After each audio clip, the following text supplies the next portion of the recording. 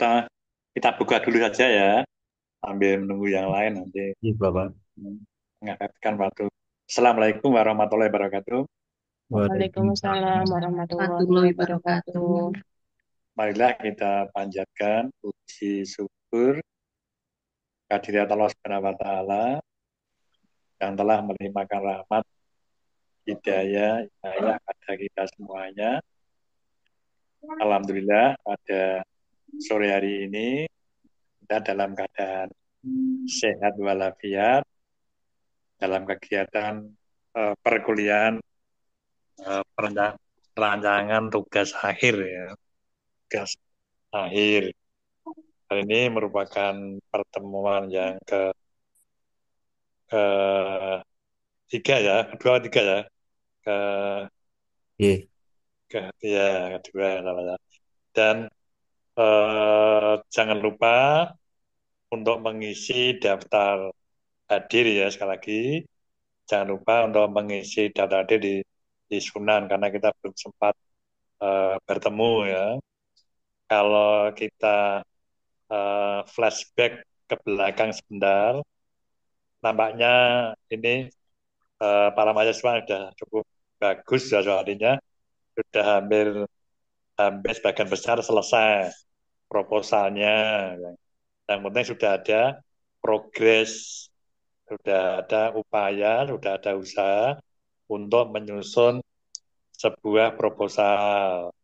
Kalau kekurangan itu wajar.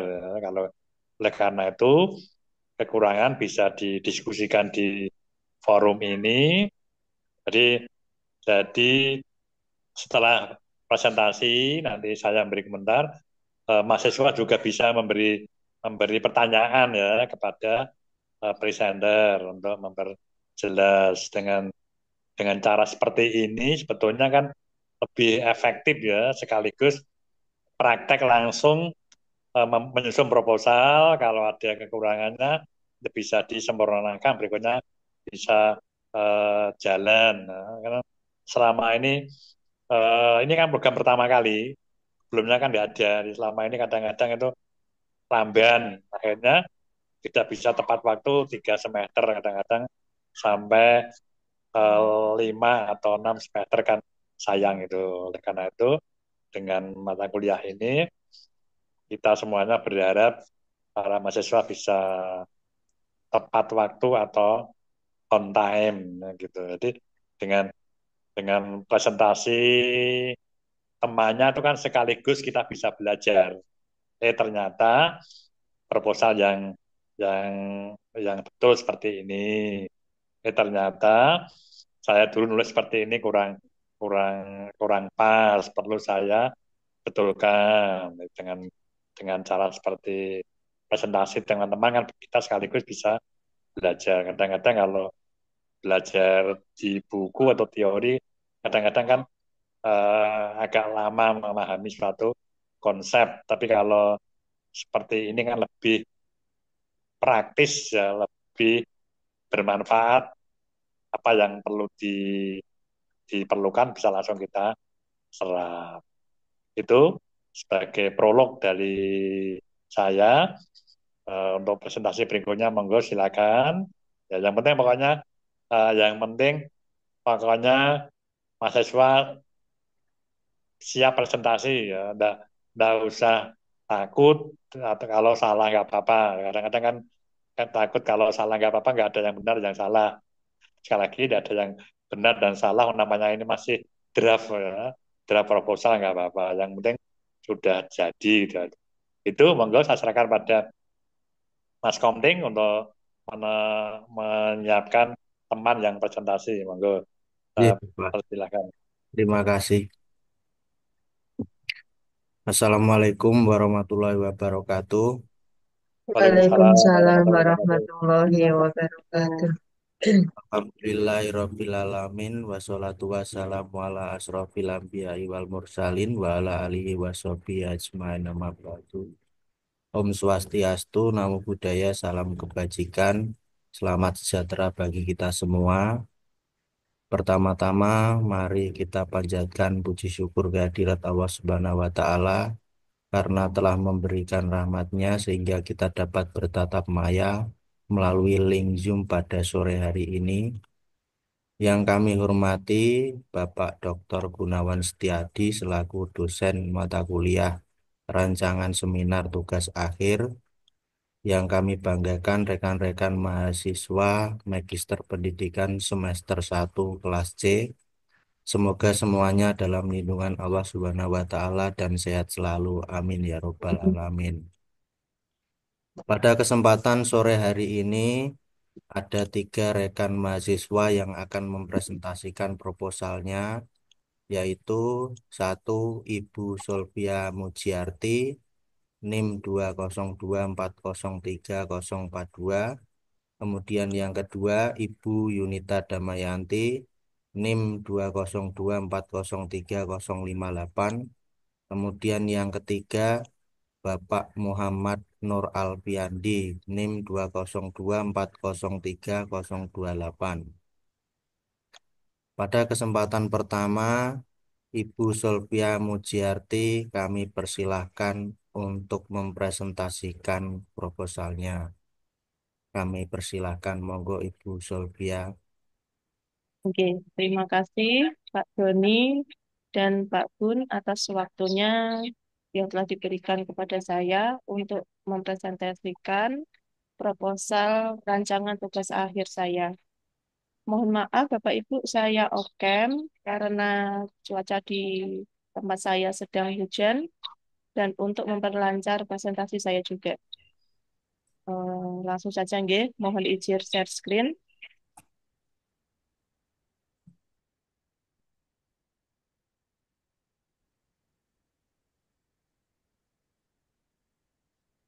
Sudah terlihat nggih Bapak Ibu? Sampun Ibu. Nggih.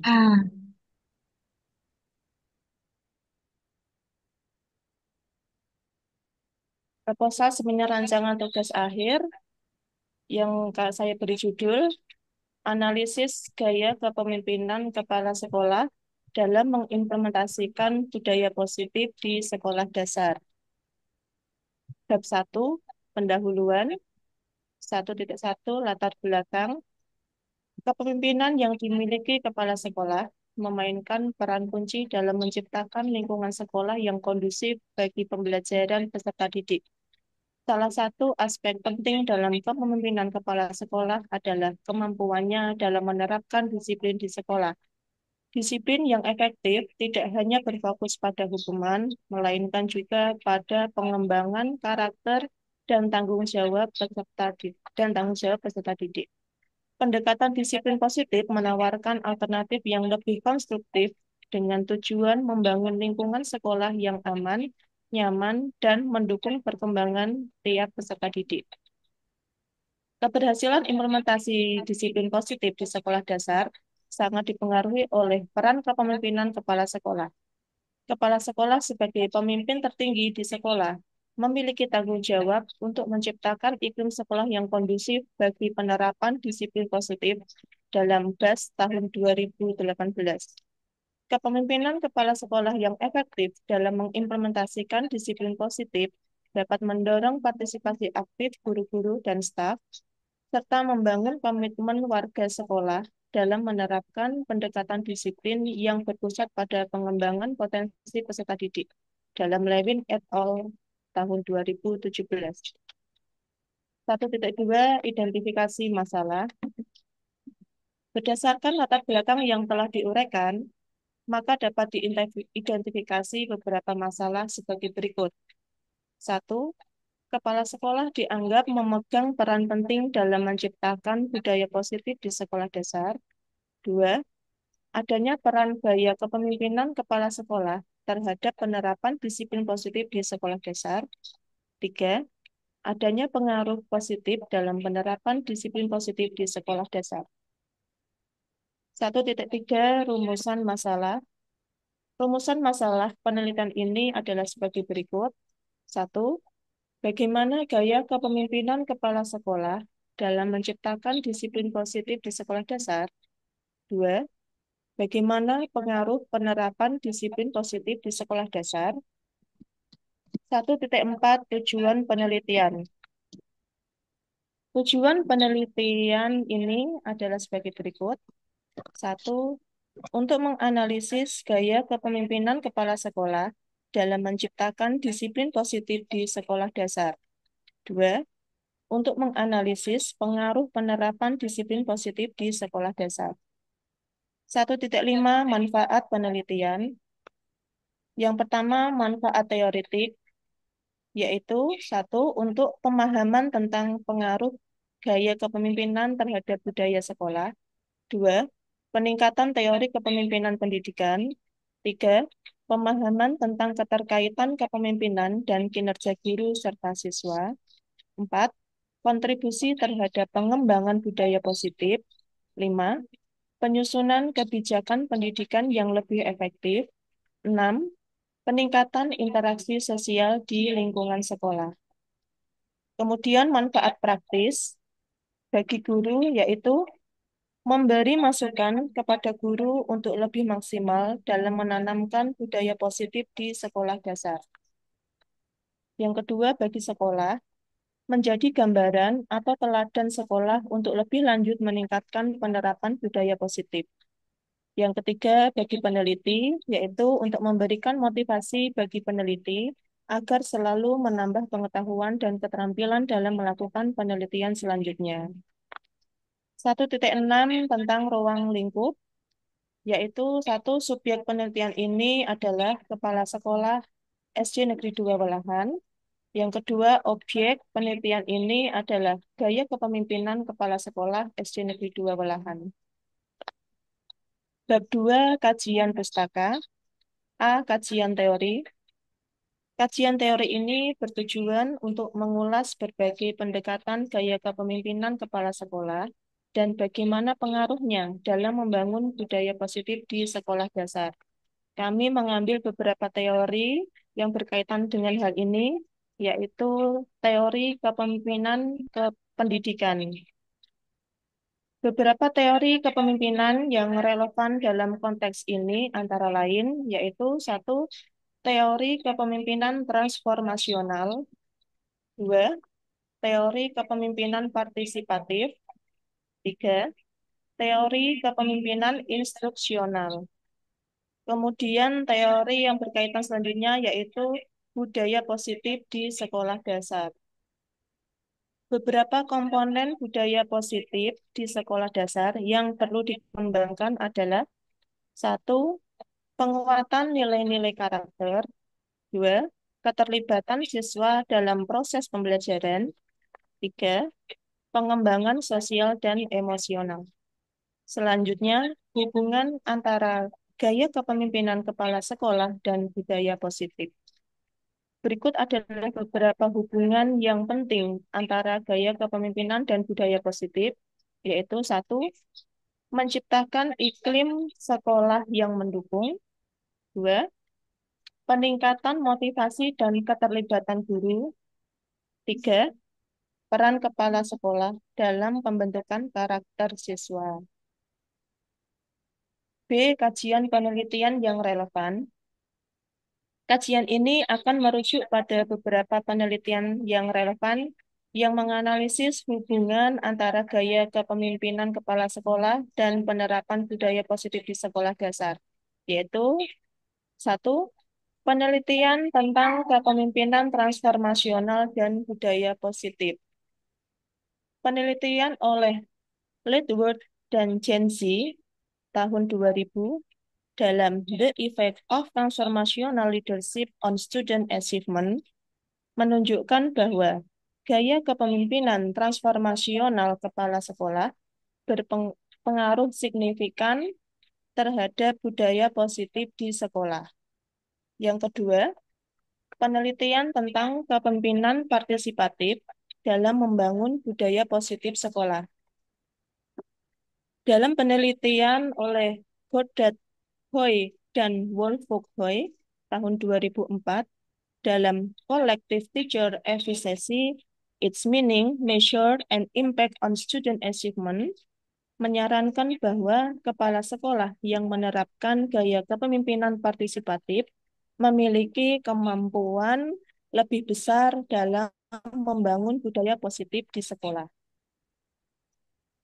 Yang ketiga, penelitian tentang kepemimpinan instruksional dan pengembangan budaya positif.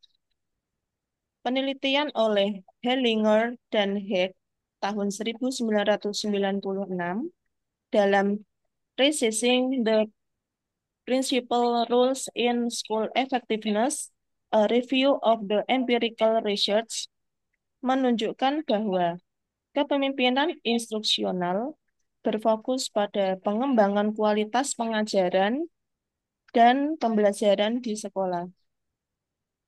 Yang keempat, penelitian tentang pengaruh kepemimpinan kepala sekolah terhadap karakter siswa. Penelitian oleh Finkelstein dan Zognick tahun 2017 dalam Leadership and Character Development in School meneliti bahwa bagaimana kepala sekolah dengan berbagai gaya kepemimpinan mempengaruhi pembentukan karakter siswa. Kesimpulan dari penelitian ini yang terkait yaitu berdasarkan kajian berbagai penelitian di atas dapat disimpulkan bahwa gaya kepemimpinan kepala sekolah memiliki pengaruh yang signifikan terhadap penerapan budaya positif di sekolah dasar. Kepemimpinan transformasional, partisipatif, dan instruksional dapat menciptakan lingkungan sekolah yang mendukung pengembangan karakter siswa, peningkatan keterlibatan guru, serta pembentukan budaya yang berorientasi pada nilai-nilai positif. Oke, kerangka berpikir. Di sini saya tidak membuat bagan, namun akan membuat deskripsinya. Dalam kerangka berpikir ini, yaitu meliputi konsep dasar, di mana konsep dasar tentang penelitian ini yaitu berkaitan dengan kepemimpinan kepala sekolah dan penerapan budaya positif di sekolah dasar.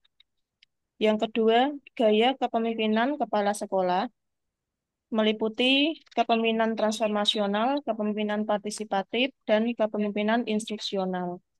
Yang ketiga, faktor-faktor yang mempengaruhi implementasi budaya positif, di antaranya yaitu nilai dan karakter kepala sekolah, keterlibatan guru dan staf, peran siswa dalam budaya sekolah, dan lingkungan sekolah yang mendukung. Yang keempat, proses implementasi budaya positif. Dalam implementasi budaya positif ini meliputi penyusunan visi dan misi sekolah, penguatan nilai-nilai karakter, dan penerapan penghargaan dan sanksi. Selanjutnya yang kelima, hubungan antara gaya kepemimpinan dan budaya positif. Di antaranya yaitu dapat menciptakan iklim sekolah yang positif, meningkatkan keterlibatan dan kinerja guru, serta menjadi peran kepala sekolah sebagai teladan. Kesimpulannya yaitu kerangka berpikir ini menjelaskan bagaimana gaya kepemimpinan kepala sekolah dapat mempengaruhi implementasi budaya positif di sekolah dasar. Selanjutnya bab 3 metode penelitian. 3.1 jenis penelitian. Metode penelitian yang diterapkan adalah metode kualitatif, dengan jenis penelitian yang diterapkan adalah studi kasus. Studi kasus adalah penelitian di mana peneliti menggali suatu fenomena atau kasus dalam suatu waktu serta kegiatan yaitu program, event, proses, institusi, kelompok sosial, dan mengumpulkan informasi dengan terperinci serta menggunakan berbagai prosedur pengumpulan data selama periode tertentu dalam Mudianto tahun 2020. 3.2 desain penelitian. Dalam desain penelitian ini menggunakan 3 tahapan, yaitu tahap pra-lapangan, tahap pelaksanaan lapangan, dan analisis data. 3.3 metode pengumpulan data meliputi sumber data penelitian. Sumber data penelitian ini meliputi informan atau narasumber, kemudian dokumen, dan data observasi. Untuk teknik pengumpulan data menggunakan wawancara mendalam, observasi, dan studi dokumenter. Selanjutnya, teknik keabsahan data menggunakan triangulasi metode, triangulasi antar peneliti, triangulasi sumber data, dan triangulasi teori. Yang terakhir yaitu teknik analisis data, yaitu menggunakan reduksi data, penyajian data, dan menarik kesimpulan. Yang terakhir yaitu daftar pustaka. Demikian Bapak presentasi proposal rancangan tugas akhir saya. Terima kasih. Untuk selanjutnya saya mohon masukan dari Pak Gun. Mohon masukannya Pak. Terima kasih. Terima kasih ya. Terima kasih Bu Sofia ya Iya Pak. atas presentasinya. Eh, di sini di PPT-nya judulnya apa Bu ini judul penelitiannya Bu Sofiati ini? Analisis gaya kepemimpinan kepala sekolah dalam mengimplementasikan budaya positif di sekolah dasar. Ya, analisis gaya kepemimpinan ya, kepemimpinan dalam apa Bu? Dalam mengimplementasikan budaya positif di sekolah dasar. Implementasikan.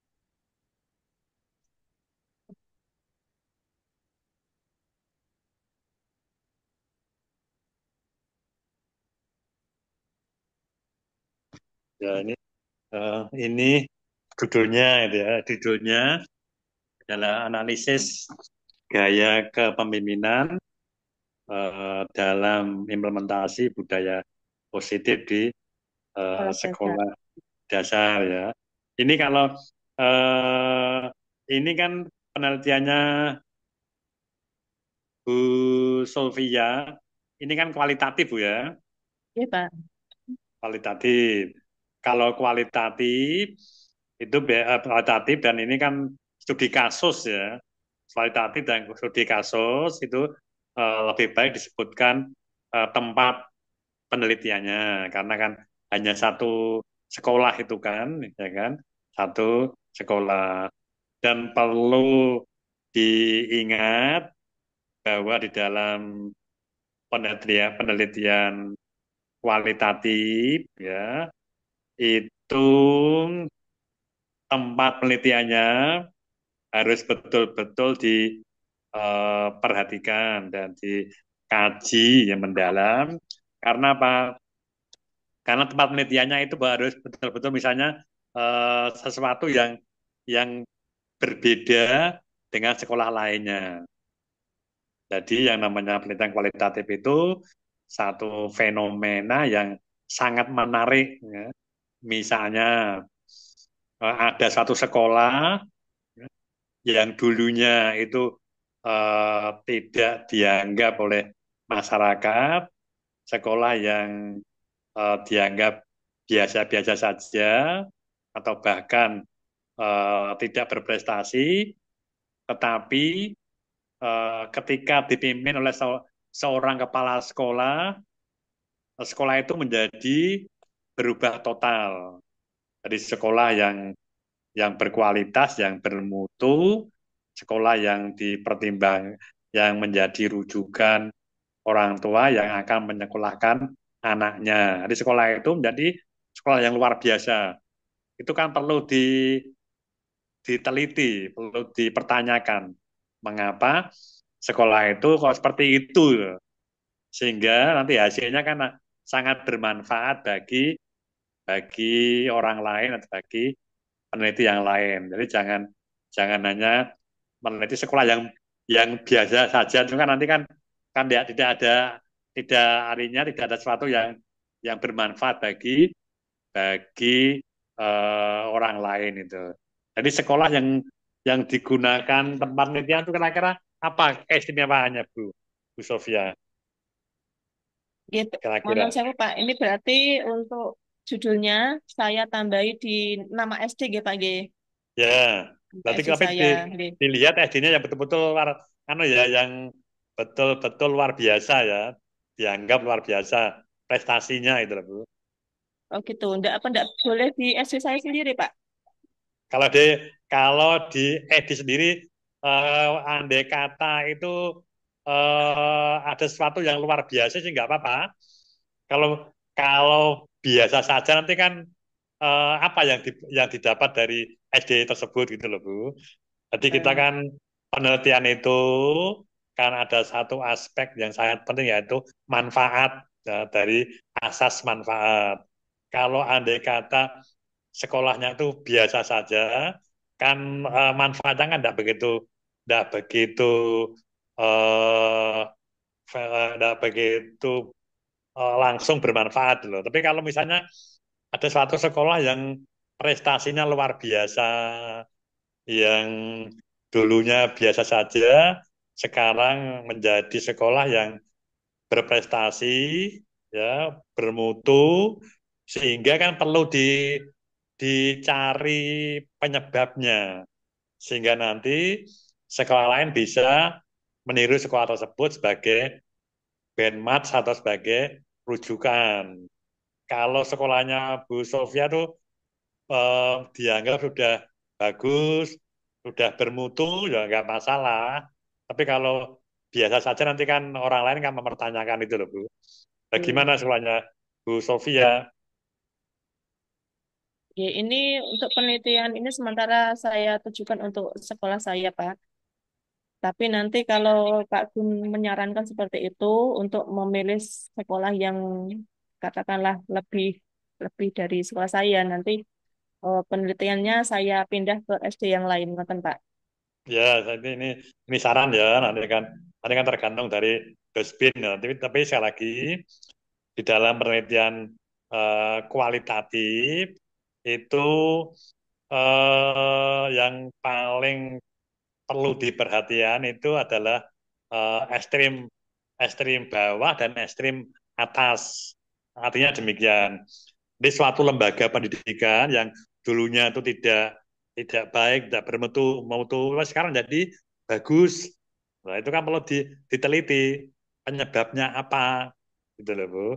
Demikian pula sebaliknya, ada satu sekolah lembaga pendidikan yang dulunya maju luar biasa, diperhitungkan masyarakat, tapi sekarang malah turun gratis, tidak bermutu. Nah, itu juga bisa jadi objek penelitian. Mengapa kok bisa seperti itu sekolah itu kan perlu dicari penyebabnya apa.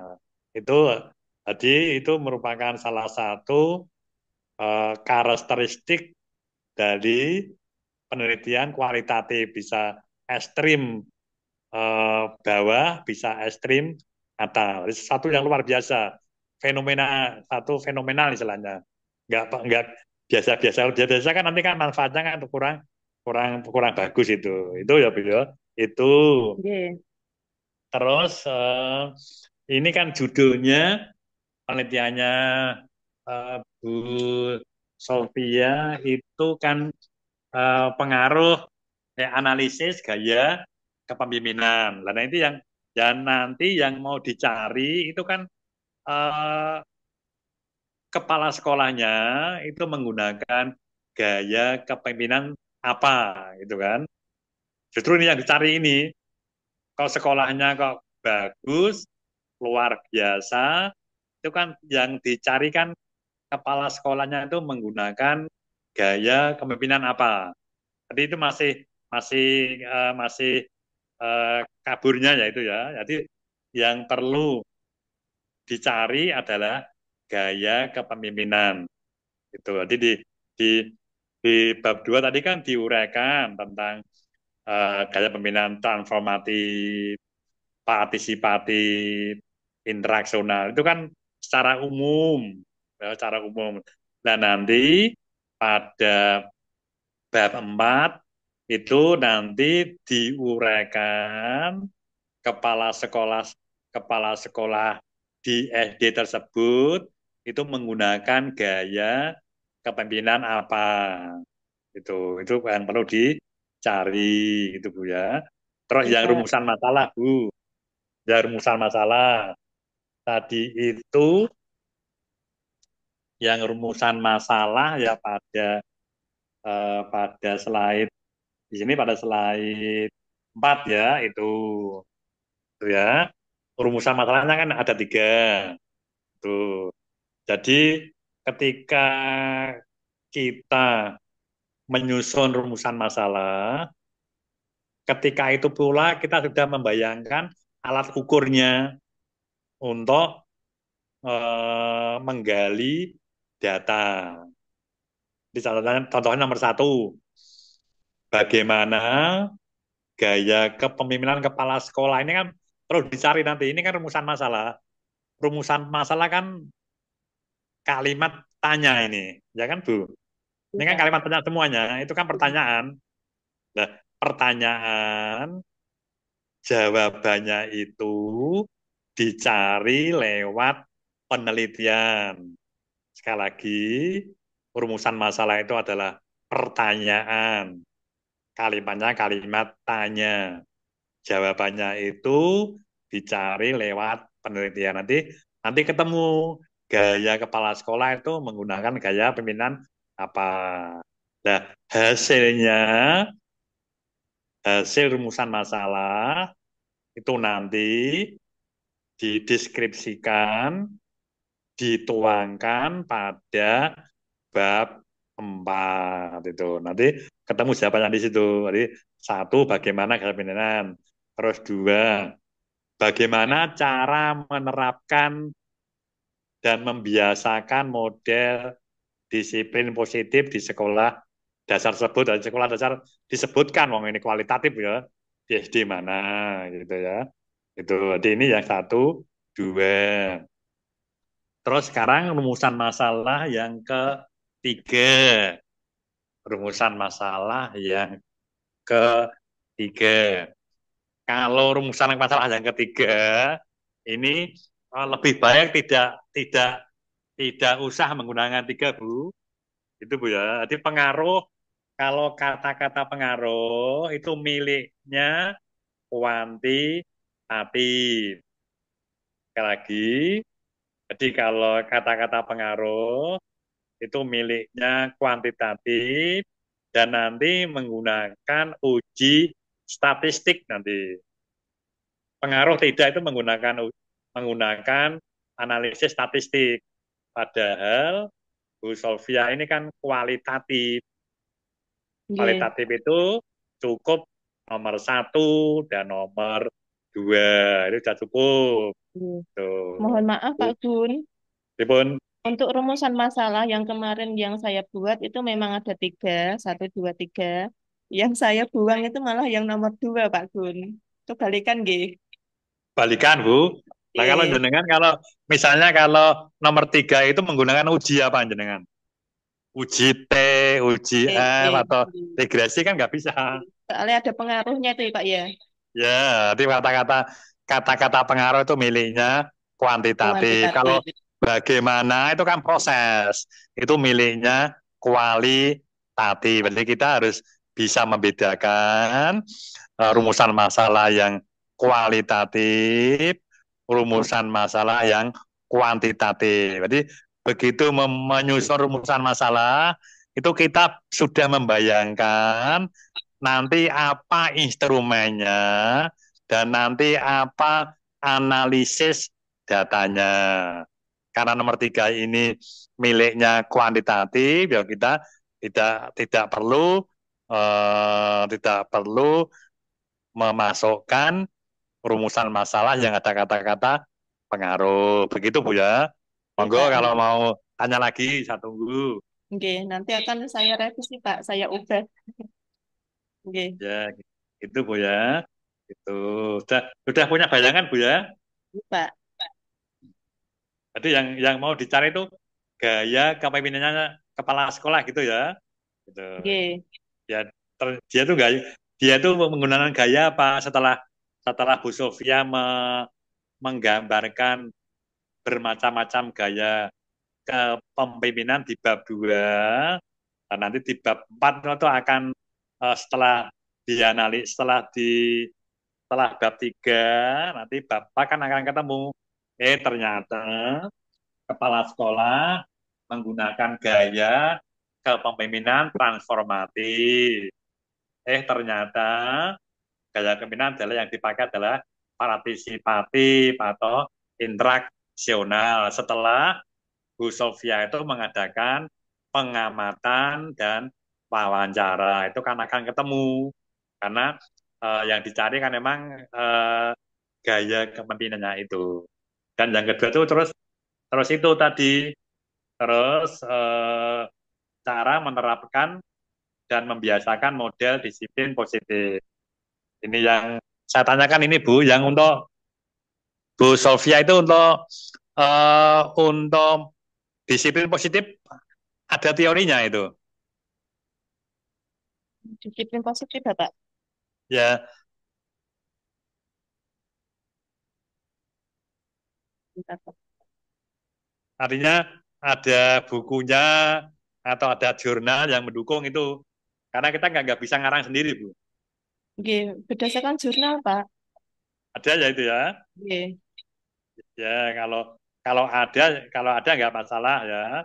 Karena ada nggak masalah. Jadi, kalau ada itu yang ada kaitannya dengan disiplin positif itu nggak masalah. Nanti kan dijelaskan apa itu disiplin positif itu apa itu. Jadi nanti kan selalu dibahas di dalam penelitiannya Bu Sofia gitu, karena berkaitan dengan disiplin positif. Karena kalau kita hanya ngarang sendiri kan nggak boleh di dalam penelitiannya itu.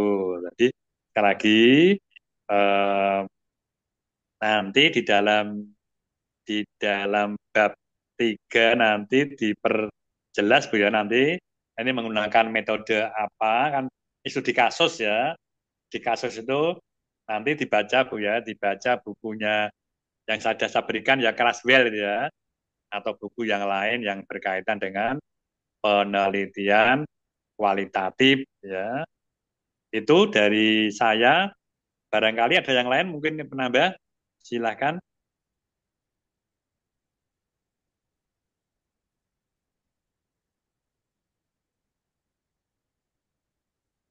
Sudah punya bayangan Bu Sofiati ya? Sudah bisa Pak, ini. sampun. Sudah, yang penting sudah punya bayangan. Tadi yang ada pengaruh enggak usah gitu ya. Karena pengaruh itu berkaitan eh, dengan penelitian kuantitatif. Saya kira cukup ya, karena masih ada dua lagi.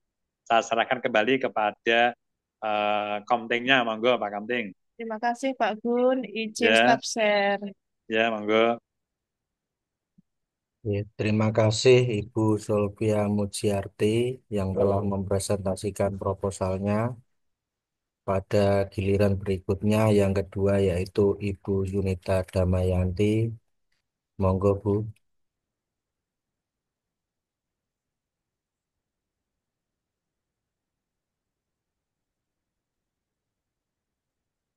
Ya, terima kasih atas waktu yang diberikan.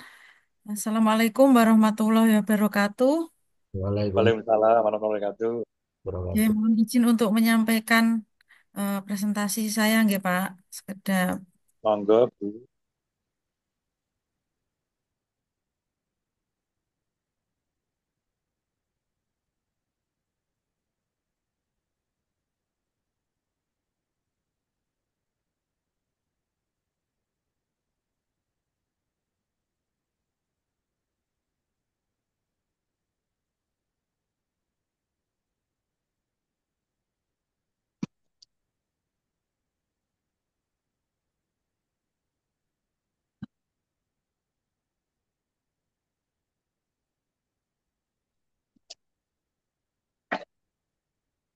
Sampun apa dereng nggih? Dereng, Bu. Oke, sekedap. Di sini hujan, mohon maaf kendala sinyal. Dan ini mana Bu? Udah Jepara Bu? G, G Pak. Udus ya? Jepara Pak. Jepara. Ya, hujan G, merata ini.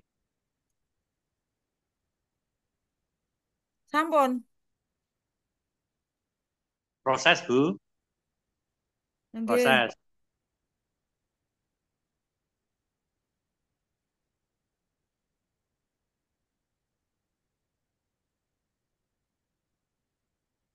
masih belum Pak.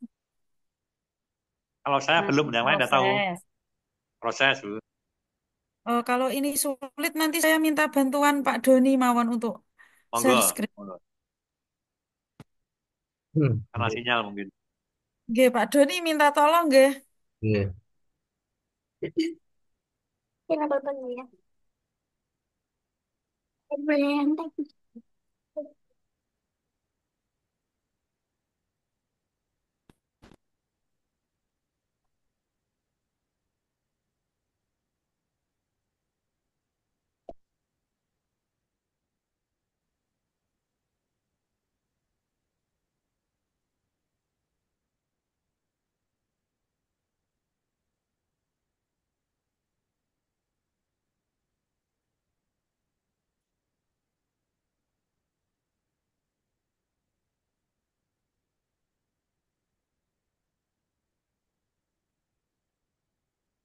Monggo Bu Yunita, sampun.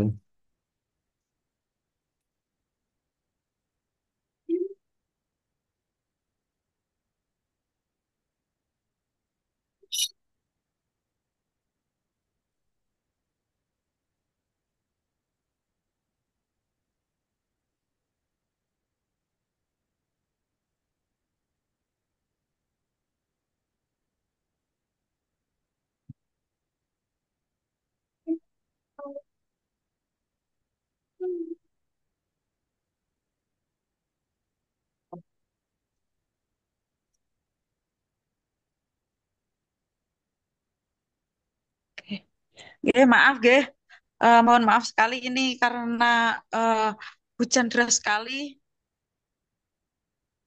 Ini proposal saya judulnya pemanfaatan rapot pendidikan dan perencanaan berbasis data terhadap kinerja sekolah guna mendukung transformasi pendidikan se-Kabupaten Jepara. Lanjut, Mas. Dan ini latar belakang satu, pendidikan menjadi wadah dalam mengembangkan seluruh potensi yang dimiliki masyarakat melalui pengembangan potensi diri yang dilakukan secara berkala dan berlanjut di lembaga pendidikan, maka akan meningkatkan kualitas sumber daya manusia Indonesia. Yang kedua, perencanaan berbasis data bertujuan untuk memberikan perbaikan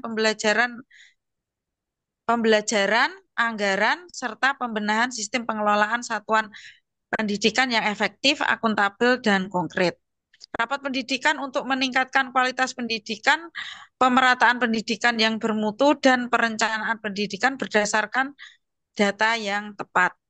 Yang ketiga, selain itu perencanaan berbasis data juga disesuaikan dengan kebutuhan satuan pendidikan atau dinas berdasarkan identifikasi masalah yang berasal dari data pada platform rapot pendidikan.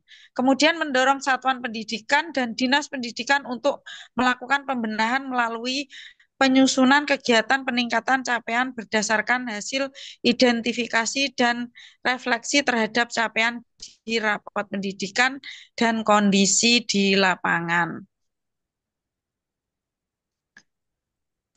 Kemudian rumusan masalahnya ada 3. Yang pertama, bagaimana pengaruh pemanfaatan rapot pendidikan terhadap kinerja sekolah guna mendukung transformasi pendidikan se-Kabupaten Jepara. Yang kedua, bagaimana pengaruh perencanaan berbasis data terhadap kinerja sekolah guna mendukung transformasi pendidikan se-Kabupaten Jepara. Yang ketiga, bagaimana pengaruh bersama-sama pengaruh maksudnya sekolah bersama-sama untuk memanfaatkan rapot pendidikan dan perencanaan berbasis data terhadap kinerja sekolah guna mendukung transformasi pendidikan se-Kabupaten Jepara. Dan landasan teori yang pertama, kinerja adalah hasil kerja secara kualitas dan kuantitas yang dicapai oleh seorang pegawai dalam melaksanakan tugasnya sesuai dengan tanggung jawab yang diberikan kepadanya. Yang kedua, rapot pendidikan merupakan platform yang menyediakan data laporan hasil evaluasi sistem pendidikan sebagai penyempurnaan rapot mutu sebelumnya. Yang ketiga, perencanaan berbasis data merupakan bentuk pemanfaatan data pada platform rapot pendidikan sebagai bentuk intervensi satuan maupun dinas pendidikan maupun pemerintah dan bertujuan untuk mencapai peningkatan serta perbaikan mutu pendidikan.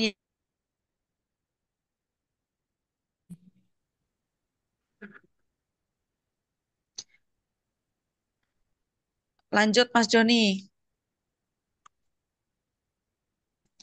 Ini kerangka berpikirnya. Rapot pendidikan dan perencanaan berbasis data merupakan bagian dari alat bantu bagi satuan pendidikan dan dinas pendidikan untuk terus bersama memperbaiki kualitas layanan pendidikan. Kinerja sekolah bergantung pada rapot pendidikan dan perencanaan berbasis data, di mana elemen tersebut mendorong pembiasaan kepada satuan pendidikan lain untuk merancang program kegiatan berbasis data, sehingga pihak-pihak tertentu dapat memanfaatkan bantuan operasional sekolah dan bantuan operasional pendidikan. Belum, Mas. Bantuan operasional pendidikan sehingga dapat lebih efektif, efisien, fleksibel, akuntabel, dan transparan. Berdasarkan hal di atas, maka saya membuat kerangka berpikir sebagai berikut. Jadi, sebelumnya, Mas, ini kinerja sekolah Y, rapot pendidikan X1, perencanaan berbasis data X2, dan kinerja sekolah Y. Selanjutnya, Mas.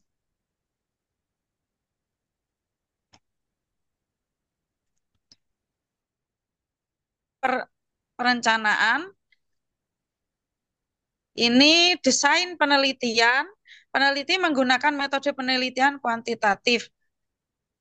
Penulis memakai kuesioner sebagai alat pengumpulan data, media penyebaran memakai Google Form.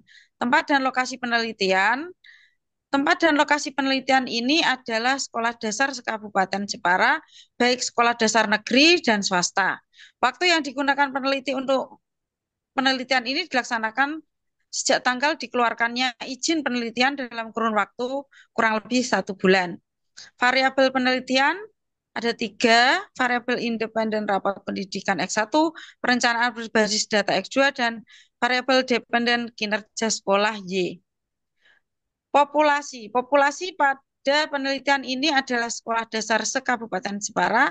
Sampel penelitian ini adalah 20 sekolah dasar yang dipilih oleh pemerintah Kabupaten Jepara dengan rincian 10 sekolah dasar negeri, 10 sekolah dasar swasta.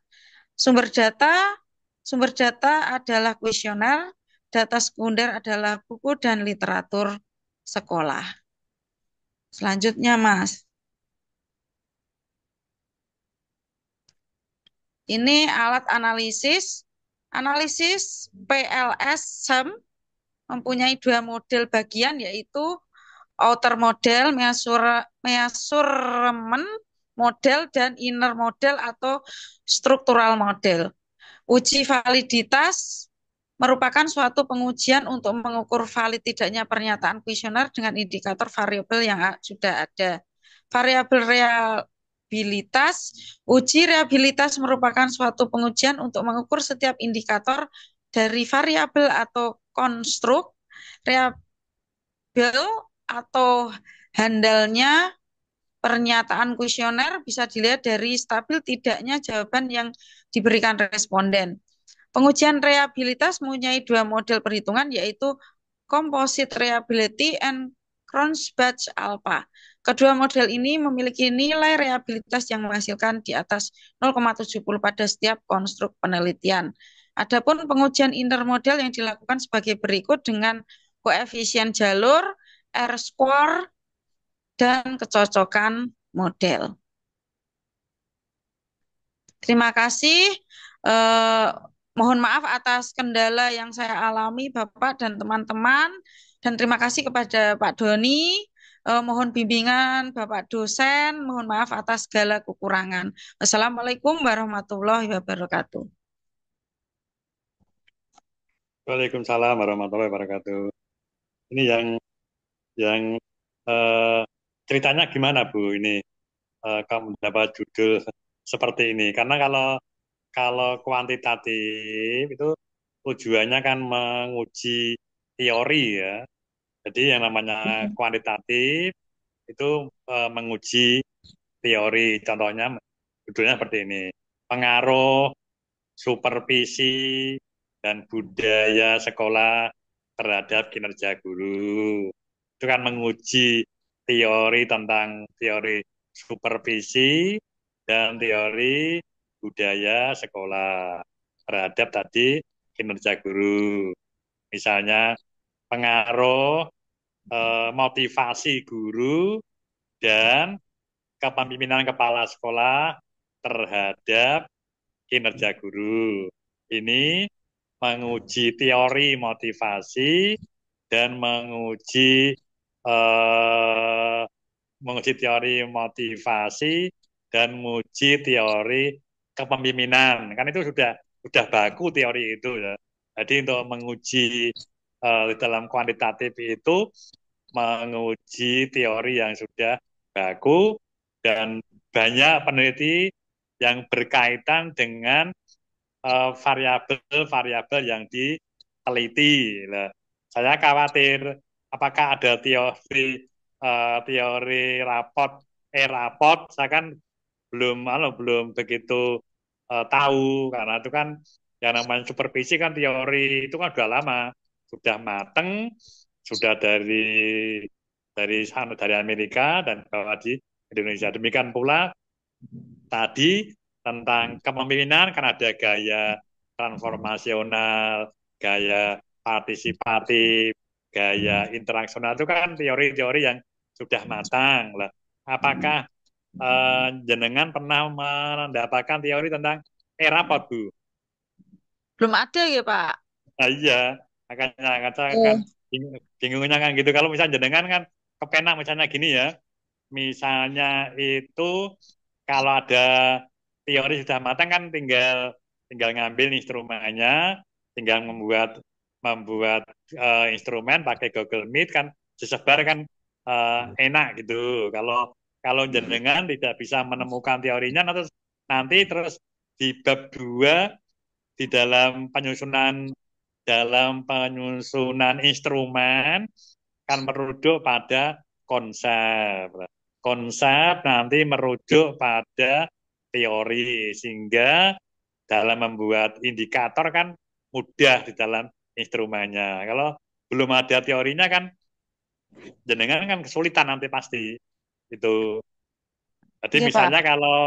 kalau variabelnya diganti yang mudah mencari teorinya sih nggak apa-apa. Kecuali kalau jenengan itu punya teori tentang itu ya nggak masalah Bu Yunita itu. Monggo ceritanya gimana ceritanya sampai seperti ini judulnya. Coba ceritakan. Ini memang begini Pak, kalau di sekolah-sekolah itu memang kalau saya pribadi itu ingin meneliti ini karena dampak dari rapat pendidikan itu seperti apa sih bagi sekolah begitu Pak.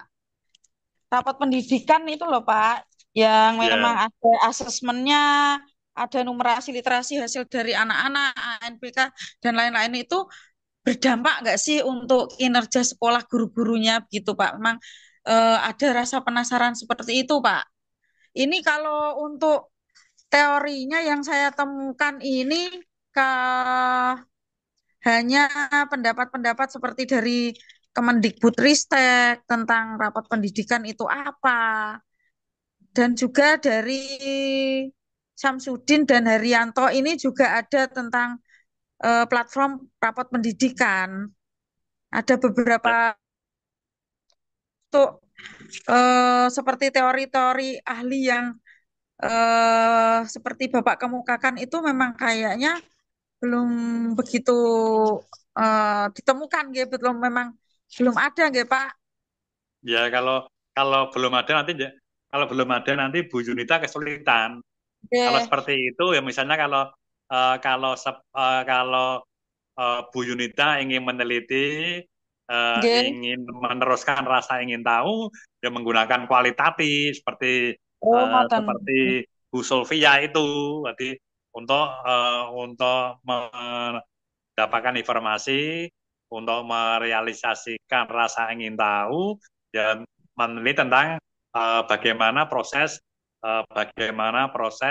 penyusunan raport itu dan bagaimana kendalanya, sehingga itu nggak butuh teori terlalu banyak, nggak butuh uji statistik lah. Ini punyanya Bu Yunita kan pakai uji statistik. Kalau pakai uji statistik mulai harus punya bayangan, mulai teori, terus konsep, terus indikator, terus turun menjadi pertanyaan angket tadi. Begitu Bu. Jadi kalau jenengan ingin tetap meneliti ini ya menggunakan Kualitatif, ngoten ya, Pak. kualitatif seperti punyanya Bu Solvia itu. Kalau jenengan tetap menggunakan kuantitatif, ya variabelnya bisa diganti yang berdasarkan teori yang ada. Bisa katakan tadi kepemimpinan itu kan teori sudah matang, motivasi, Oke. terus budaya sekolah, terus kepuasan kerja itu kan sudah matang itu banyak itu. Kepuasan Iya, kerja, terus misalnya kemampuan IT guru, iya. kemampuan IT guru itu kan mudah teorinya itu. Nanti saya bantu, monggo nanti mau Oh, kepingin tetap yang mana, tetap kuanti atau kuali. Nanti kalau kuanti saya bantu contoh-contoh penelitian yang kuantitatif dan contoh-contoh penelitian yang kualitatif, sehingga nanti Bu Yunita punya bayangan, itu tidak usah ragu-ragu. Itu misalnya contohnya tadi Bu ya, misalnya di dalam kuantitatif itu tidak bisa langsung kita populasi kita ambil sedikit sampel, tidak bisa. Jadi misalnya populasinya itu berapa gitu, misalnya populasinya itu 200 ya, itu tidak bisa kita langsung ngambil 50, tidak bisa. Jadi kita kalau populasinya 200 itu untuk mengambil sampel itu ada rumusnya, pakai rumus Kreyszig atau rumus Solvin atau rumus Harry King, itu ada rumus-rumusnya. Jadi untuk mengambil sampel itu dalam kuanti tidak bisa langsung ngambil sekian, tidak boleh. Karena nanti apa? Karena itu kan kalau kuanti kan sudah ada kaidah-kaidahnya. Kalau populasinya sekian, itu sampelnya sekian. Sampelnya diambil dengan rumus apa? Itu harus jelas itu. Nggih, nggih. Gitu. Berarti Gitu. ini ngapunten Pak, niki berarti saya lebih cocoknya harus kualitatif nggih Pak. Jika memang saya berkeinginan untuk tetap judul ini nggih Pak. Ya kalau kuali itu harus fokus salah satu ya. Nggih, Mau e-raport atau mau yang keputusan berbasis data. Karena di nggih, dalam kualitatif kan eh, kecil tapi mendalam. Kalau dua nggih, nanti malah tidak fokus itu. nggih. Itu. Berarti ini saya pilih untuk menggali tentang rapat pendidikan atau perencanaan berbasis data ngoten nggih Pak, salah satunya. Ya, itu kalau perencanaan basis data itu malah banyak banyak teorinya, teori tentang data itu kan banyak. Itu monggo Gitu. Jadi Nggih. kok tiba-tiba kok saya baca kok tiba-tiba pakai SEM, kalau nggak pakai SPSS gabungan ceritanya gimana? Itu saran dari teman, Pak. Diskusi. Ya, ya, ya. Karena kan, Pak. Kan masih belajar, Pak. ya nggak apa-apa. Bagus ya. Sementing semangat Bu ya. Kami Nggih, semangat. Pak. Nanti yang penting itu memang kalau kuanti itu analisis datanya bisa pakai SPSS, bisa pakai SEM. Ya. Kalau Nggih. datanya itu 100 ke bawah itu disarankan menggunakan SPSS. Tetapi kalau sampelnya itu lebih dari 100 itu bisa menggunakan SEM. Tapi ini sudah luar biasa, sudah seperti ini ya Bu ya. Bu Yunita ini sudah bagus, sudah berupaya, sudah punya bayangan, dan nanti tinggal tinggal apa? Tinggal melanjutkan, pilih yang mana nanti. Kalau bisa nanti kapan-kapan akan saya beri contoh-contoh aja ya, biar biar paham. Karena kan ini kan belum belum ya, metodologi penelitiannya kan baru semester ini ya, Nggih, ya Pak. Bu, Belum. Nggih. Nggih, Pak. kan belum selesai ya, belum selesai. Tapi Nggih. sudah bisa seperti ini sudah luar biasa ini. Tinggal meneruskan. Kadang-kadang semester 3 saja kadang-kadang lama kok. Ini tapi alhamdulillah ini semester 1 sudah bagus, ini sudah berupaya, sudah kita tinggal merangkai nanti kira-kira yang kurang apa, yang lebih apa. Nanti kalau begitu kapan-kapan nanti akan saya beri contoh-contoh ya, beri contoh tesis yang sudah jadi sehingga bayangannya punya bayangan yang jelas itu. Begitu atau punya Nggih, pertanyaan Bu Bu Yunita, monggo silakan nggak apa-apa. Nggih, Pak. Berarti ini saya konfirmasi, nggih, Pak. Loh, Ya monggo di berarti ini bisa di saya konfirmasi saya harusnya pakai kualitatif, nggih, Pak. Dan ya ini untuk judulnya tetap bisa menggunakan pemanfaatan, nggih, depannya, Pak. ya salah satu ya, salah satu Nggih, ya. ada Ya. rapot atau perencanaan, nggih. Tapi untuk saran dari Bapak tadi untuk perencanaan berbasis data itu malah sudah banyak teorinya, begitu, nggih, Pak.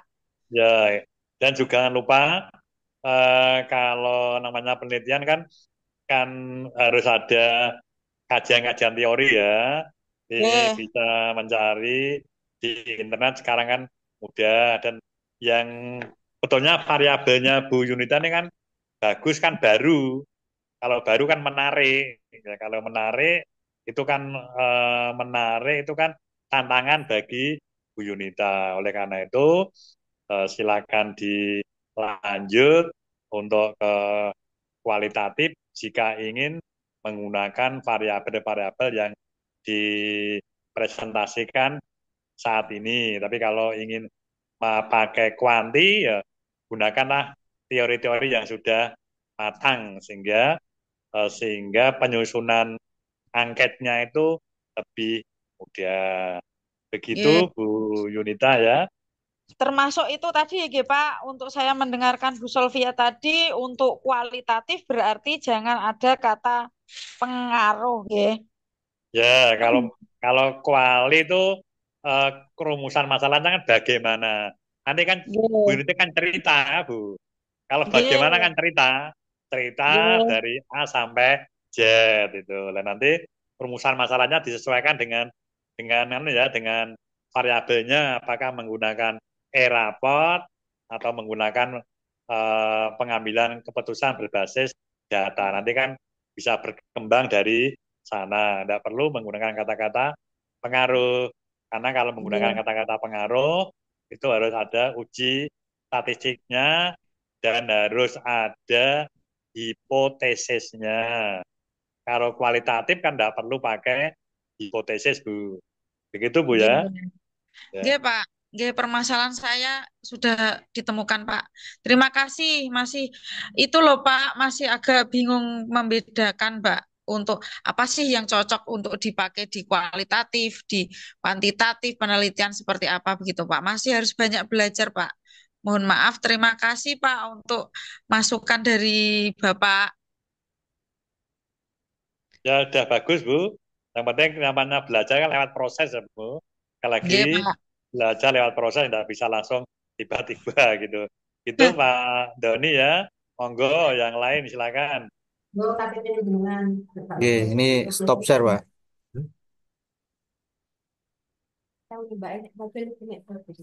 Oke, terima kasih kepada Ibu Yunita Damayanti yang sudah mempresentasikan proposalnya. Kemudian giliran yang ketiga yaitu Bapak Muhammad Nur Alfiandi. Monggo Pak, sudah siap? Pak Doni, belum siap. Oke, silakan. Oke, pun kelihatan. Oke, Assalamualaikum warahmatullahi wabarakatuh. Waalaikumsalam warahmatullahi wabarakatuh. Oke, selamat sore, kagem Pak dosen Pak Gunawan, kagem rekan-rekan. Sini saya akan memaparkan proposal tesis saya. Semoga rekan-rekan ini di sesi yang terakhir ini masih semangat gitu ya. Oke, kalau izin share screen. Oke.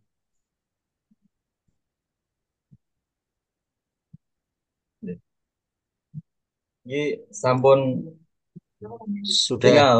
Oke. Oke.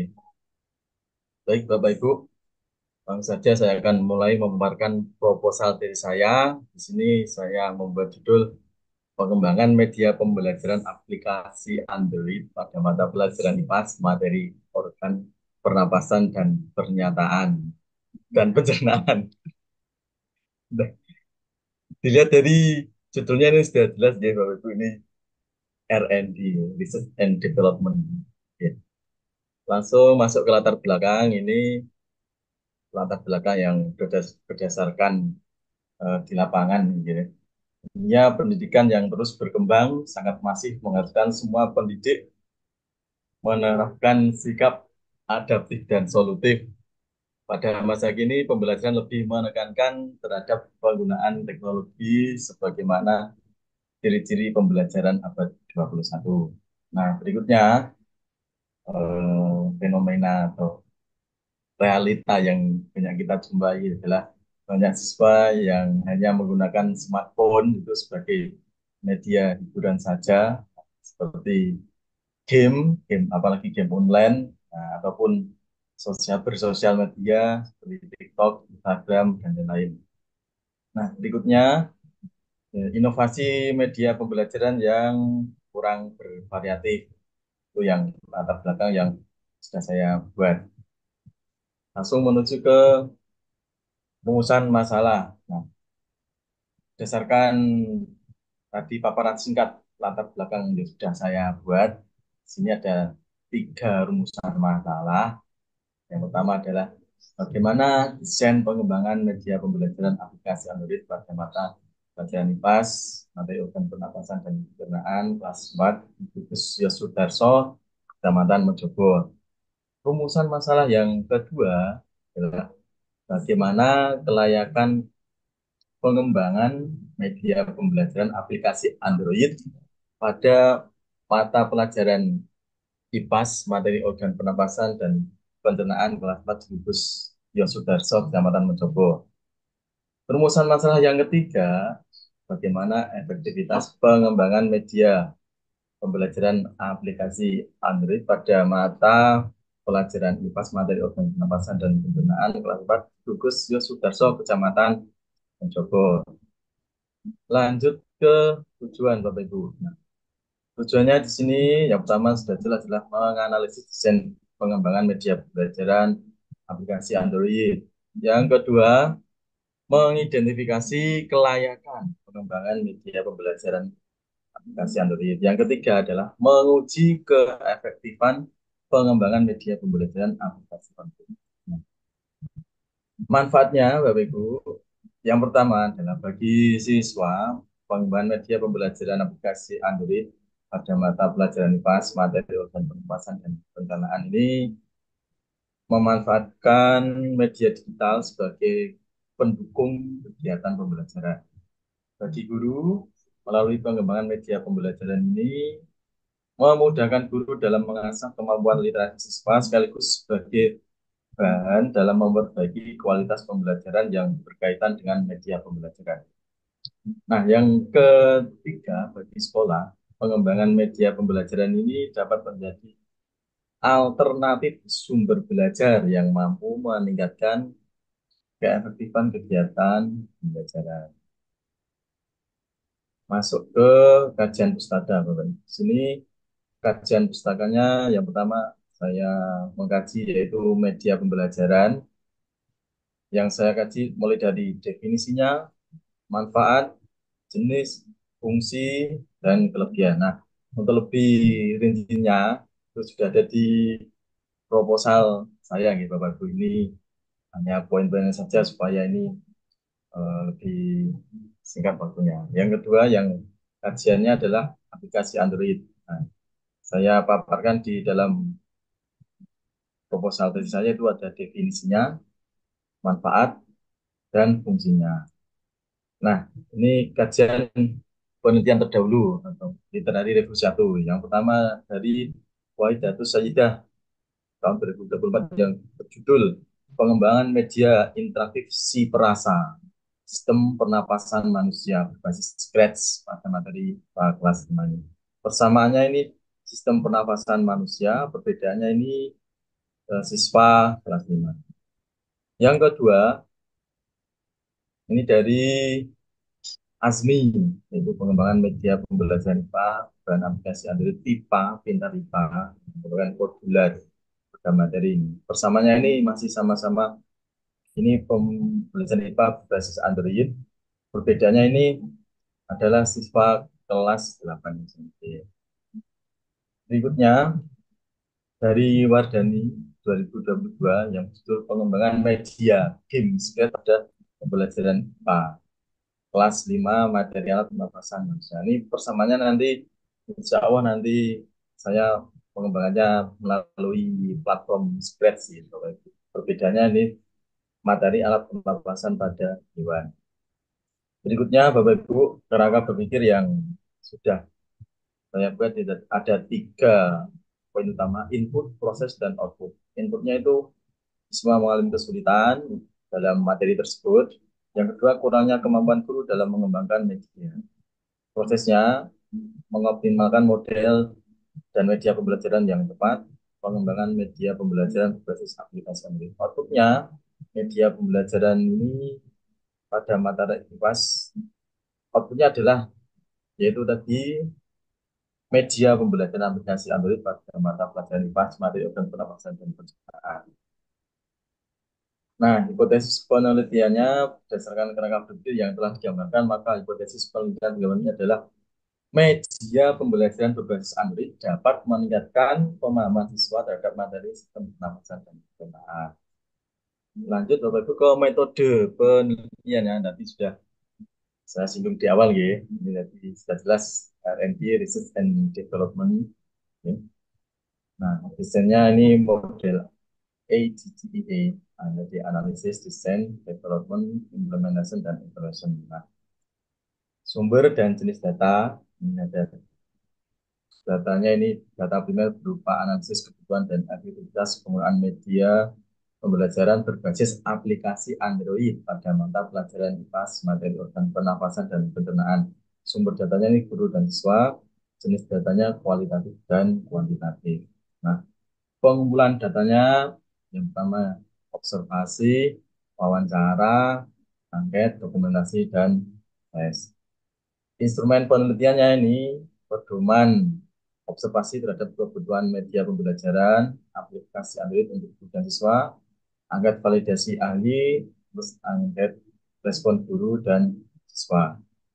Dan untuk uji keabsahan datanya ini yang pertama uji validasi ahli untuk desain pengembangan sendiri itu. Yang kedua adalah uji validitas instrumen, tes, uji validitas menggunakan icon, dan uji reliabilitas menggunakan alpha kontra. Dan untuk analisis datanya, uji prasyarat data ini uji normalitas, yang kedua uji homogenitas, ada uji engine, terus yang terakhir uji t-test, analisis independen test.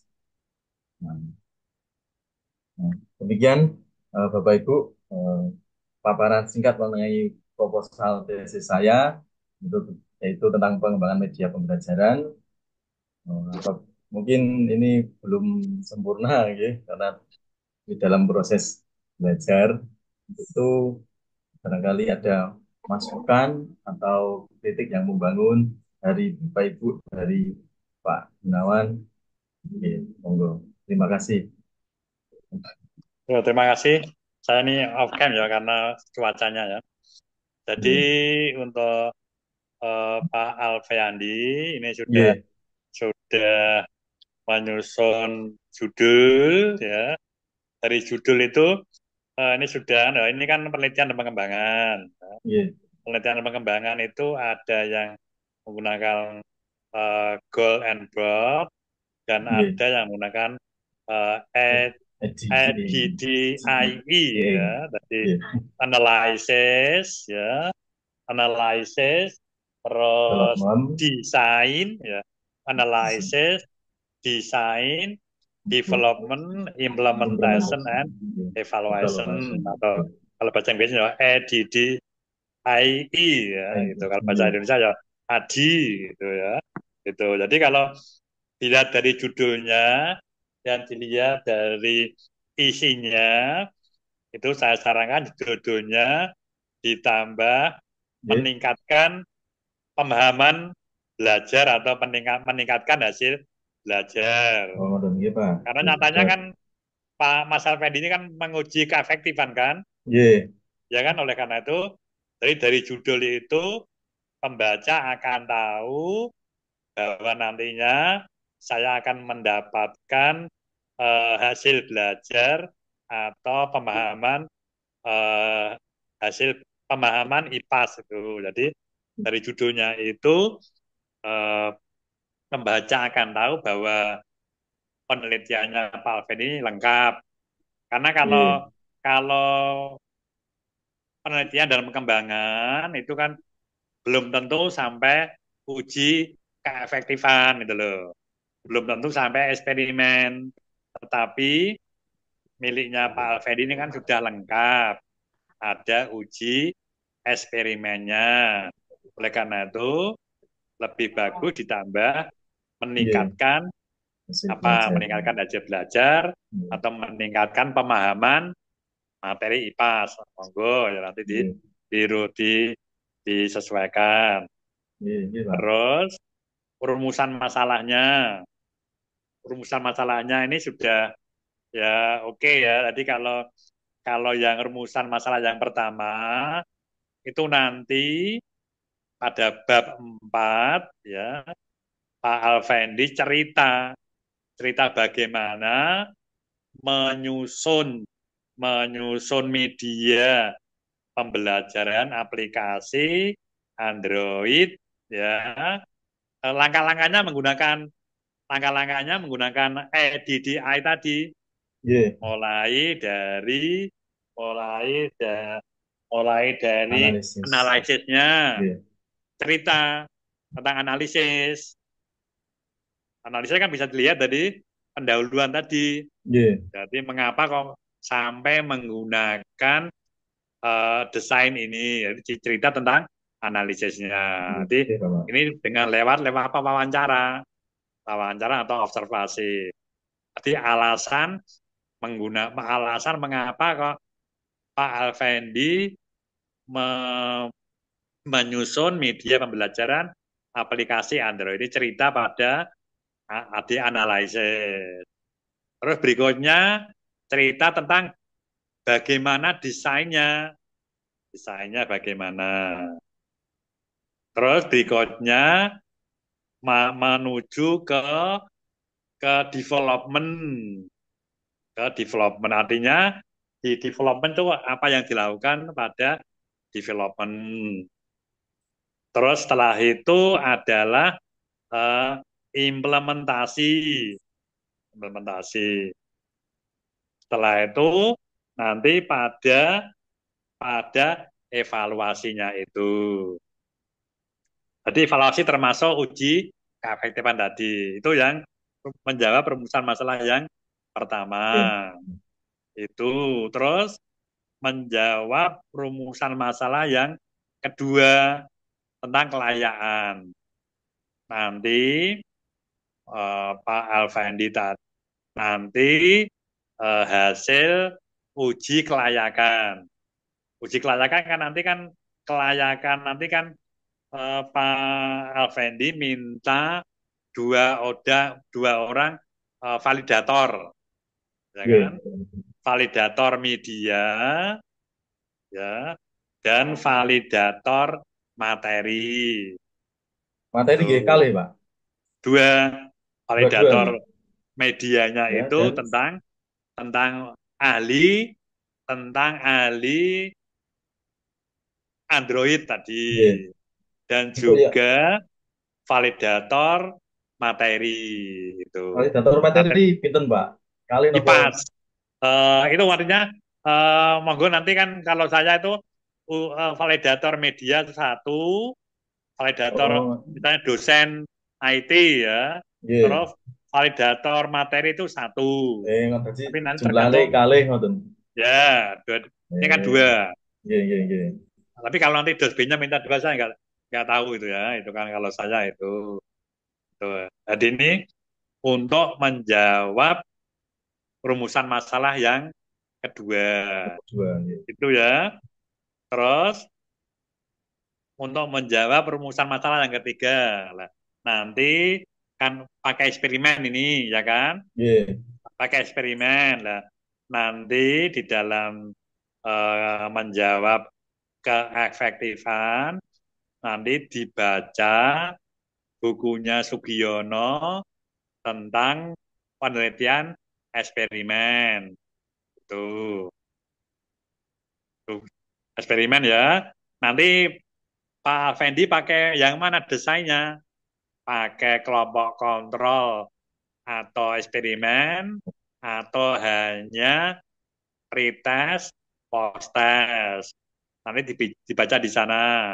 Gitu ya. Nanti kan tergantung dari Pak Alfendi mau pakai desain yang mana, desain kontrol eksperimen Eksperimen, atau pretest, tes, post-test. tes. Itu kan ada gambarnya nanti dipilih ya. Tuh lah Nggih, Pak. nanti kan ini kan menggunakan instrumen. Untuk ini instrumennya apa Pak Alfandi? Menguji hasil belajar. Instrumennya nanti untuk menguji hasil belajarnya biasanya soal evaluasi, Pak. Ya, kan kan menggunakan tes kan, menggunakan Nggih, tes. tes. Lah menggunakan tes itu perlu keabsahan data yaitu uji instrumen tes, yaitu Nggih, uji validitas, uji reliabilitas. ngapunten Terus saged diulangi, Pak. Yang untuk saya ulang lagi ya, yang evaluasinya tadi uji untuk nopo uji mau. Nggih, instrumen tes ya, nggih. itu satu uji validitas tes, Nggih, Pak. Nggih, pun. uji reliabilitas tes, Nggih, pun, Pak. ya, uji daya beda tes, Nggih, pun. terus uji tingkat kesulitan tes, Kesulitan. Nggih, pun, Pak. dan juga nanti kan juga dilengkapi dengan kisi-kisi tes kan itu kan Nggih, karena wonten nggih. kan ya itu terus ini kan itu instrumen sebelum digunakan Nggih. ya kan sebelum digunakan terus kalau kalau Pak Alfendi akan menggunakan eksperimen ya, eksperimen itu kan ada uji prasyarat namanya uji Nggih. prasyarat ya Prasyarat. Nggih. uji prasyarat uji Nggih. prasyarat itu adalah uji Uji. normalitas uji Nggih, Pak. normalitas Hmm. dan kalau nanti Pak Alfendi menggunakan kelompok kontrol eksperimen perlu uji homogenitas. Homogenitas. Ya, Oke. kalau tadi sudah betul menggunakan uji T. Uji T itu Oke. uji beda ya. Uji T itu uji beda. Terus menggunakan uji engine. Engine itu untuk mengetahui sejauh mana keefektifan medianya itu, apakah tinggi, sedang, atau rendah. Itu bisa diketahui lewat uji Engine. statistik and gain. Kalau uji T itu hanya mengetahui ada perbedaan rata-rata itu. Rata-rata. Oke. Kalau uji T itu untuk mengetahui beda rata-rata. Tapi kalau end gain itu untuk mengetahui sejauh mana perbedaan, sejauh mana keefektifannya. Itu. Kalau memang Pak Alfendi sudah sreg ya, ini sudah bagus ya, sudah sreg ya, mulai sekarang membuat media Oke. Android gitu. Karena yang namanya penelitian pengembangan kan butuh waktu lama, beda dengan kuantitatif. Kalau kuantitatif itu 3 bulan sudah selesai gitu loh. Kalau Oke. kuantitatif bisa pengaruh supervisi dan motivasi terhadap kinerja itu 2 bulan 3 bulan selesai. Tapi kalau AND kan butuh waktu lama karena AND itu kan eh, dua kegiatan. Yang pertama membuat produk. Ini kan ada produknya. Oke. Produknya kan Android tadi, membuat produk dan menguji produk gitu. Dan menguji produk. Jadi Pak Effendi ini 2 kegiatan. Ya membuat produk dan meneliti produk gitu. Kalau memang jadi ya bagus. Ini sudah bagus ini. Jadi kalau sekarang udah bisa dimulai, bisa nyusun nyusun Android-nya ya, dan nyusun materinya. Itu dari saya, mungkin pertanyaan dari Pak Fendi, monggo saya beri kesempatan kalau masih ragu-ragu ditanyakan di Oh. sini.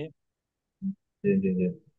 Berarti tadi untuk yang peneliti ini kan peneliti, tadi saran dari Pak Bu membaca bukunya Sugiono gitu. Yang Ya, penelitian eksperimen. Nanti kalau yang desainnya ada kelas eksperimen dan kelas kontrol itu nanti pakainya uji homogenitas gitu. ya.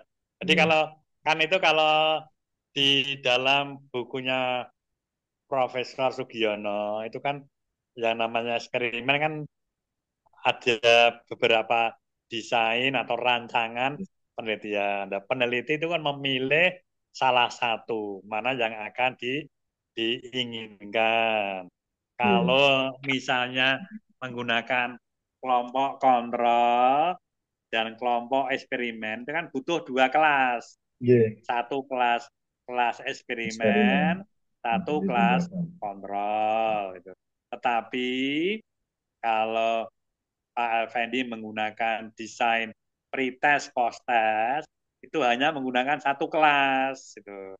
Jadi sebelum sebelum mengajar menggunakan Android, Iya. dites dulu anak-anaknya. Setelah mengajar beberapa kali pertemuan, selesai, dites lagi, itu namanya post-test. Jadi kita menguji statistik hasil pretest dan hasil post-test. Nah, itu namanya pretest desain, pretest, post-test. Tapi saya ingatkan untuk Pak Fendi ya, untuk uji instrumennya itu dilakukan di sekolah lain ya. Untuk uji itu loh, uji instrumen, validitas dan reliabilitas di sekolah lain. Iya. Gitu. Misalnya begini, uji instrumen dilakukan di sekolah A. Ya, sekolah A. Terus tempat penelitian di sekolah B dan C.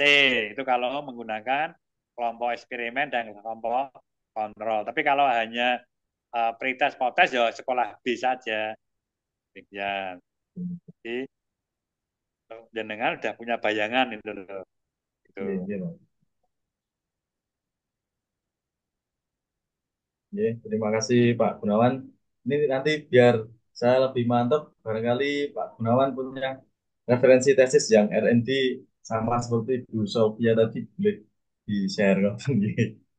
Ya nanti saya carikan ya, saya carikan. Iya, Dan minimal iya, punya bayangan sehingga karena iya, kita bisa iya, menggunakan ATM ya, amati iya, atau oh, baca atau iya, tiru, tapi memodifikasi iya, ya. Sehingga kadang-kadang itu kalau hanya teori saja, kalau tidak ada contohnya aku kadang-kadang masih masih kabur. iya, Tapi kalau ada contohnya itu kan, ternyata seperti ini. Kadang-kadang kan kalau Bapak Ibu hanya mengikuti mengikuti mata kuliah metodologi penelitian mungkin kan bayangannya masih masih kabur. Tapi kalau sudah ada contoh-contoh itu kan langsung aplikasinya, langsung aplikatifnya begitu. Dan nanti sambil jalan ya karena ini kan waktunya sama masih masih longgar ya, masih iya, longgar. Yang penting iya. sudah punya bayangan apa yang dikerjakan dan apa yang perlu ditanyakan. Begitu, barangkali yang lain mungkin ada yang pertanyakan, monggo. Yang lain walaupun tidak presentasi bisa tanya lah, nggak apa-apa lah ya. Kalau sudah membuat masih ragu-ragu kan bisa tanya ya, nggak apa-apa. Yang maju kan baru 9 dan nggak salah ini ya. Ya, Pak Doni, Mas Doni.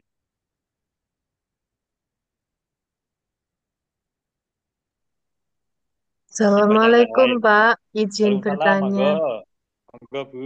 Pak, untuk analisis data, saya kemarin kan baca-baca literaturnya itu kan hampir semuanya pakai SPSS ya Pak.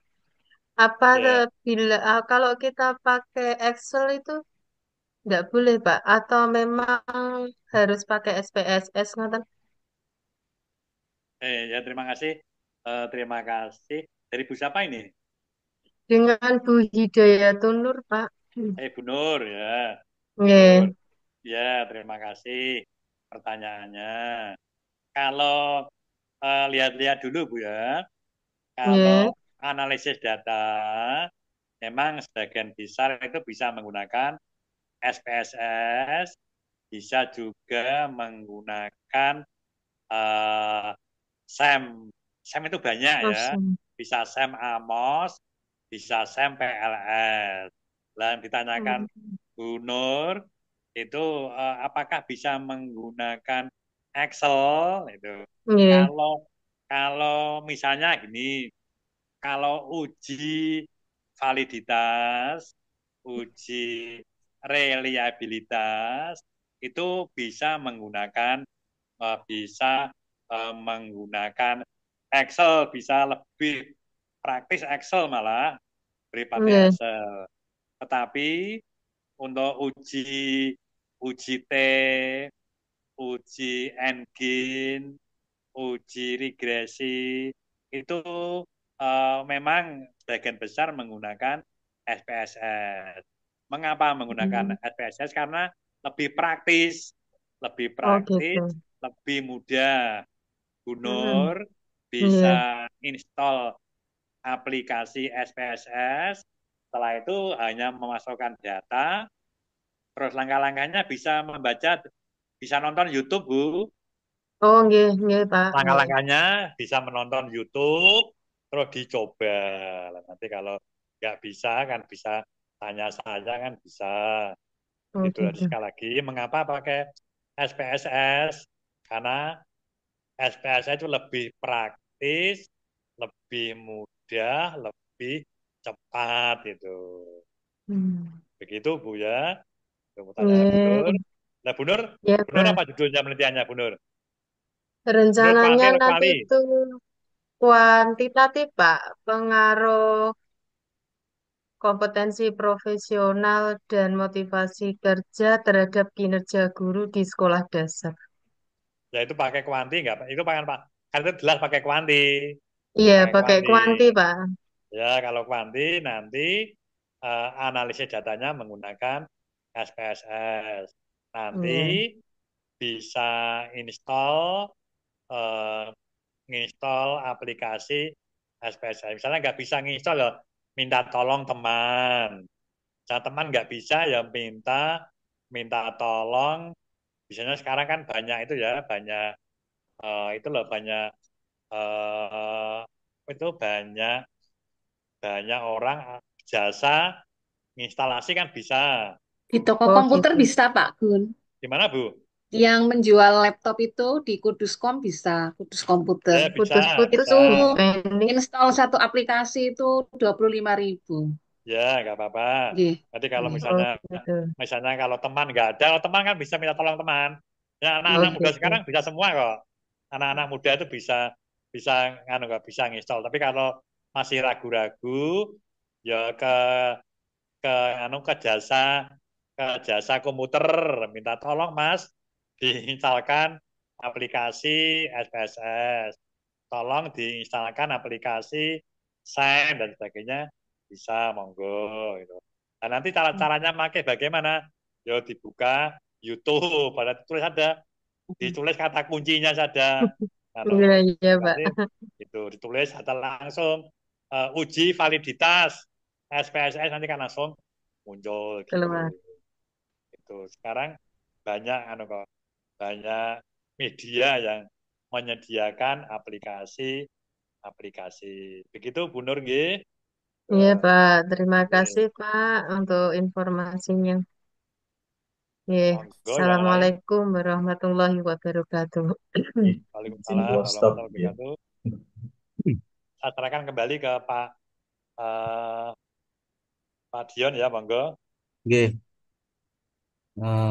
terima kasih Bapak Muhammad Nur Alfiandi yang telah mempresentasikan proposalnya dan banyak-banyak terima kasih pula kami ucapkan kepada Bapak Dr. Gunawan Setiadi yang telah memberikan penguatan.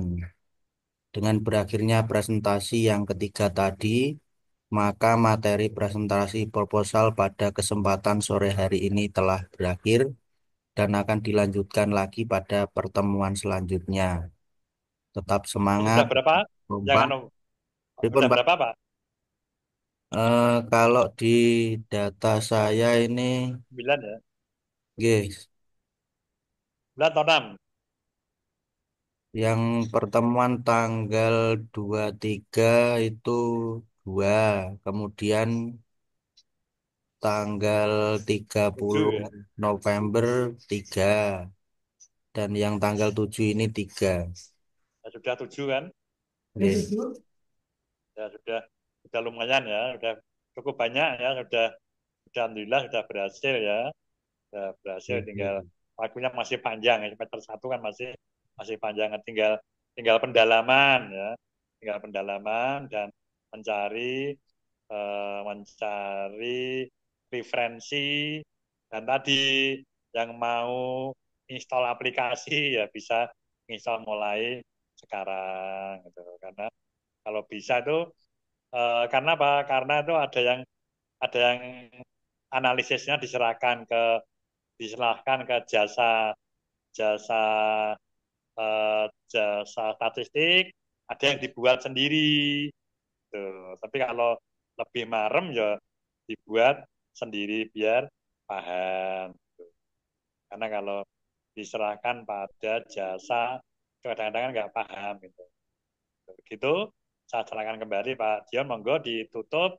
Semoga pertemuan hari ini bermanfaat dan para mahasiswa tetap semangat untuk menyusun proposal, dan sudah selesai nyusun ya mengumpulkan data dan sebagainya gitu, atau mengumpulkan referensi. Monggo ditutup. Oke.